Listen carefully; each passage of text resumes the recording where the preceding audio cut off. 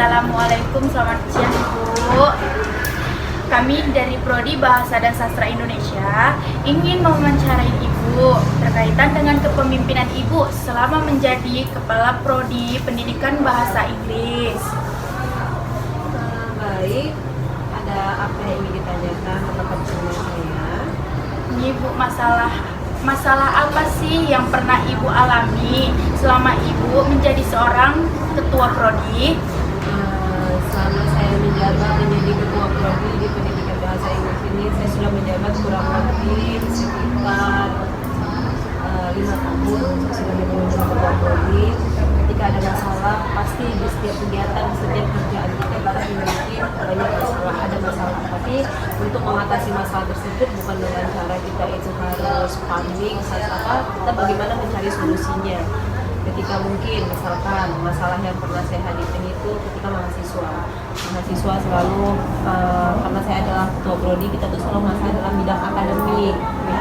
Ketika kita misal mahasiswa tidak bisa mengikuti ujian, terus saya mengatasi bagaimana kita di sini ada tindakan ujian susulan juga.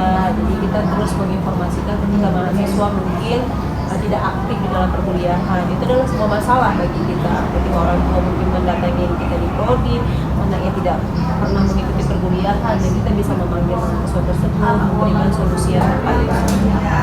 Jadi ketika ada masalah, kita itu bukan dalam kondisi hal yang harus panik berlebihan, tapi bagaimana kita mencari solusi dari masalah tersebut. Dan alhamdulillah dari masalah yang pernah saya hadapi, saya dan beserta sekretaris saya kita bisa mengatasinya dengan baik. Jadi Bu, bagaimana kondisi pekerjaan Ibu saat ini dan hal apa yang memberikan semangat dalam pekerjaan Ibu? Untuk kondisi pekerjaan saya saat ini, saya dalam kondisi yang sangat disupport. Yang pertama yang mensupport saya itu adalah keluarga saya, ya kan, anak pastinya, kemudian teman-teman rekan-rekan kerja saya. Itu sangat mensupport kita, termasuk tim dosen yang ada di bahasa Inggris. Kalau kita menjadi seorang pemimpin, jika tim dosen tidak mensupport kita, itu kita akan lemah pada akhirnya.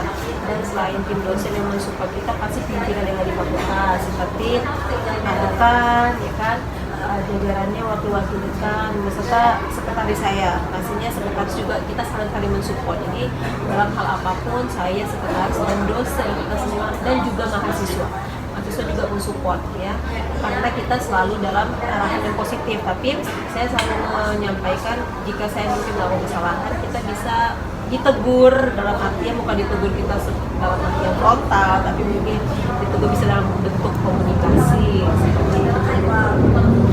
Dari pengumuman yang kami terima di tanggal 21 November akan dilaksanakannya ujian tengah semester. Apa saja sih Bu syarat-syarat jika mahasiswa tidak mengikuti ujian tengah semester? Syarat jika masih mengikuti ujian, sudah ada pengumuman yang disampaikan oleh wakil rektor akademik, bagian akademik ya, WR1, bahwasanya ujian tengah semester kan dilaksanakan 21 November. Berhubung kalian adalah mahasiswa semester 1 yang masih baru, ini adalah ujian pertama kalian. Jadi syarat-syarat mengikuti UTS itu pastinya mahasiswa sudah mengisi KRS, sudah pada mengisi KRS, kemudian dan KRS itu sudah ditandatangani oleh dosen PA-nya masing-masing dan diketahui oleh ketua prodi. Kemudian syarat selanjutnya itu mahasiswa membayar uang kuliah tahap 2. Ini kita perkuliahan sudah masuk tahap 2, dan selanjutnya membayar uang ujian. Uang ujian itu dibayar mahasiswa. Kalau untuk UTS, kalau saya tidak salah itu sekitar 10.000 per mata kuliah. Membayar uang ujian. Ketika mahasiswa, jadi jika mahasiswa belum membayar uang ujian, itu tidak dibenarkan untuk mengikuti ujian tengah semester. Dan jika mahasiswa membayar uang ujiannya telat di hari, misal hari ini ujian kita hari Senin, dan mahasiswa membayarnya di hari Senin, maka mahasiswa tersebut akan dikenakan sanksi yang berupa denda karena tidak membayar pada tepat waktu. Jadi 1 minggu sebelum ujian itu biasanya mahasiswa sudah melakukan pembayaran ujian tengah semester. Jadi syarat-syarat mahasiswa itu syarat untuk administrasinya. Dan nanti ketika mengikuti ujian tengah semester, mahasiswa wajib menggunakan pakaian hitam putih. dan menggunakan rok, tidak celana untuk yang perempuan ya, dan menggunakan jilbab berwarna hitam. Itu syaratnya. Terus bagaimana sih tanggapan Ibu ketika ada salah satu mahasiswa yang tidak mampu membayar uang kuliahnya? Karena mungkin ini kan sudah memasuki ujian tahap semester, pas itu ada kan mau masuk tahap 2 ini ya, mahasiswa tidak mampu dengan ujian tahap semester karena dia tidak mampu bayar uang kuliah, apakah dia bisa ikut ujian enggak? Jadi solusi yang kita berikan, jika mahasiswa memang benar dia tidak mampu, kita akan mengarahkan dan pasti akan melaporkan kita di tapi kita akan mengarahkan ke bagian administrasi dan keuangan, administrasi nomor WD2 yaitu dengan Ibu Tuti. Nanti akan diarahkan ke sana. Kita akan memberikan surat rekomendasi kepada mahasiswa bahwasanya mahasiswa tersebut memang benar tidak mampu untuk membayar dan akan diberikan dispen. Jadi jika dia sudah membayar uang kuliah berarti tidak mampu membayar uang kuliah, akan keluar surat dari fakultas atau dari universitas, lalu dia bisalah membayar uang ujian tadi, karena syarat bayar uang ujian tadi itu harus ada menunjukkan kwitansi pembayaran tahap 2. Jadi kalau sudah rekomendasi, maka mahasiswa tersebut bisa dan akan dilunasilah uang kuliah tahap 2 itu sebelum memasuki tahap 3. Jadi seperti itu. Itulah syarat.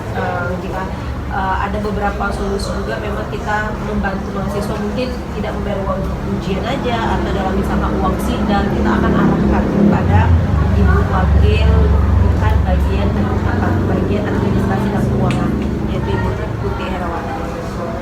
Udah Bu, terima kasih Bu atas wawancaranya. Dan atas waktunya, makasih banyak sebesar-besarnya. Kami mohon maaf jika ada kesalahan kata.